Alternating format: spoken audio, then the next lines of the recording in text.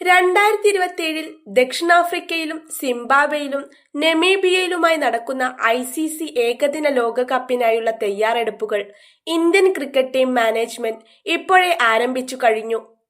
Indian ക്രിക്കറ്റിലെ ഇതിഹാസങ്ങളായ രോഹിത് ശർമ്മയുടെയും വിരാട് കോഹ്ലിയുടെയും അവസാന ലോകകപ്പ് എന്ന നിലയിലും പരിശീലകൻ ഗൗതം ഗംഭീറിന്റെ കാലാവധി അവസാനിക്കുന്ന ടൂർണമെന്റ് എന്ന നിലയിലും 2027 ലോകകപ്പിന് പ്രാധാന്യമേറെയാണ്. കിരീടത്തോടെ ഇതിഹാസങ്ങളെ പടിയിറക്കി വിടാൻ കരുത്തുറ്റൊരു ടീമിനെ വാർത്തെടുക്കേണ്ടതുണ്ട്. ഈ സാഹചര്യത്തിലാണ് മുൻ ഇന്ത്യൻ ഓൾറൗണ്ടർ ഇർഫാൻ പഠാൻ ഒരു നിർണായക നിർദ്ദേശവുമായി രംഗത്തെത്തിയിരിക്കുന്നത്.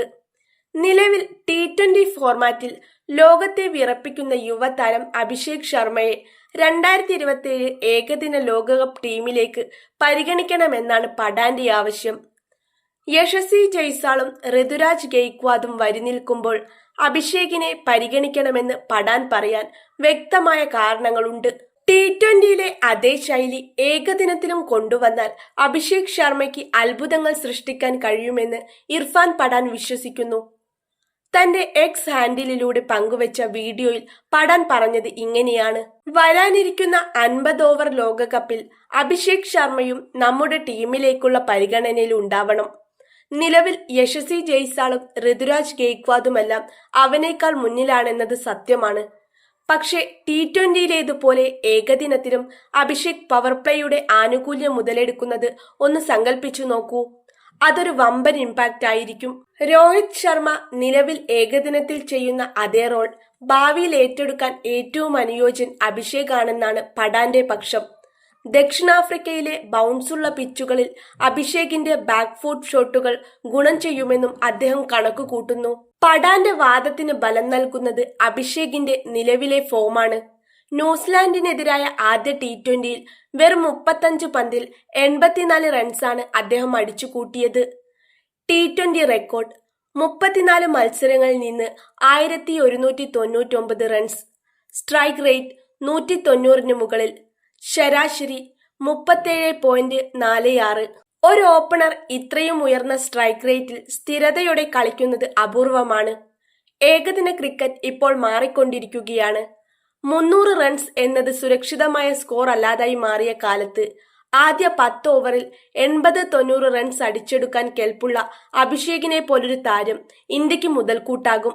മുന്നിലുള്ള വെല്ലുവിളികൾ: അഭിഷേകിന്റെ കാര്യത്തിൽ പഠാൻ വലിയ പ്രതീക്ഷ വയ്ക്കുന്നുണ്ടെങ്കിലും ഏകദിന ടീമിലേക്കുള്ള വഴി എളുപ്പമല്ല. രോഹിത് ശർമ്മ 2027 ലോകകപ്പ് വരെ രോഹിത് തന്നെയാകും ഓപ്പണർ. ശുഭ്മാൻ ഗിൽ ക്യാപ്റ്റൻ അല്ലെങ്കിൽ വൈസ് ക്യാപ്റ്റൻ സ്ഥാനത്തുള്ള ഗില്ലാണ് മറ്റൊരു ഓപ്പണർ. യശസ്വി ജയ്സ്വാൾ ടെസ്റ്റിലും T20യിലും കഴിവ് തെളിയിച്ച ഇടംകയ്യൻ ബാറ്ററായ ജയ്സ്വാൾ ആണ് ഓപ്പണിംഗ് സ്ഥാനത്തേക്ക് രോഹിത്തിന് ശേഷമുള്ള ആദ്യ ചോയ്സ്. ഏകദിനത്തിൽ ഇതിനകം മികച്ച റെക്കോർഡും അദ്ദേഹത്തിനുണ്ട്. ഋതുരാജ് ഗെയ്ക്വാദ് ക്ലാസിക് ശൈലിയിലുള്ള ഋതുരാജും അവസരം കാത്തു നിൽക്കുന്നു. ഈ വൻമതിലുകൾ കടന്ന് അഭിഷേകിന് അവസരം ലഭിക്കണമെങ്കിൽ T20യിലെ ഈ വിശ്വരൂപം തുടരുകയും ലഭിക്കുന്ന ചെറിയ അവസരങ്ങളിൽ ഏകദിനത്തിലും അത്ഭുതങ്ങൾ കാണിക്കുകയും വേണം. എനിക്കധികം ഷോട്ടുകളില്ല. മൈതാനത്ത് സംഹാര താണ്ഡവമാടുമ്പോഴും തന്റെ പരിമിതികളെക്കുറിച്ച് അഭിഷേക് ശർമ്മയ്ക്ക് നല്ല ബോധ്യമുണ്ട്. നാഗ്പൂരിലെ മത്സരശേഷം അദ്ദേഹം പറഞ്ഞ വാക്കുകൾ അദ്ദേഹത്തിന്റെ പക്വത തെളിയിക്കുന്നതാണ്. എന്റെ പക്കൽ ഒരുപാട് ഷോട്ടുകളൊന്നുമില്ല. വളരെ കുറച്ചു ഷോട്ടുകൾ മാത്രമേ എനിക്കറിയുകയുള്ളൂ. എന്നാൽ ഞാൻ ഈ ഷോട്ടുകൾ ഒരുപാട് തവണ പരിശീലിക്കും. എന്റെ ഷോട്ടുകളെ ഞാൻ വിശ്വസിക്കുന്നു, അഭിഷേക് പറഞ്ഞു. എതിർ ബൗളർമാരുടെ വീഡിയോ കണ്ട് പഠിച്ച് അവർ എറിയാൻ ഉദ്ദേശിക്കുന്ന പന്തുകൾ മുൻകൂട്ടി കണ്ട് കളിക്കുന്ന രീതിയാണ് തന്റേതെന്നും അദ്ദേഹം വെളിപ്പെടുത്തി. ഈ സ്മാർട്ട് വർക്കാണ് അഭിഷേകിനെ അപകടകാരിയാക്കുന്നത്. ഇർഫാൻ പഠാന്റെ നിർദ്ദേശം BCCI ഗൗരവമായി എടുക്കുമോ എന്ന് കണ്ടറിയണം. 2027 ലോകകപ്പ് ലക്ഷ്യമിട്ട് ഒരുങ്ങുന്ന ടീം ഇന്ത്യയിൽ എക്സ് ഫാക്ടറായി അഭിഷേക് ശർമ്മ മാറുമോ? അതോ ജയ്സ്വാളിനും ഗില്ലിനും പിന്നിൽ കാത്തിരിക്കേണ്ടി വരുമോ? വരും കാലം ഉത്തരം നൽകും.